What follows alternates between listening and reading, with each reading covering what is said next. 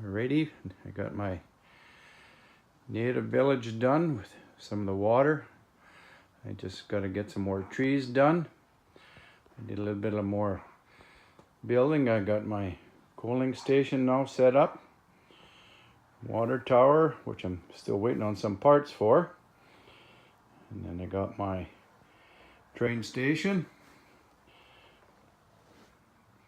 And then I finally got my saloon up and running. A few drunks come staggering out of there already.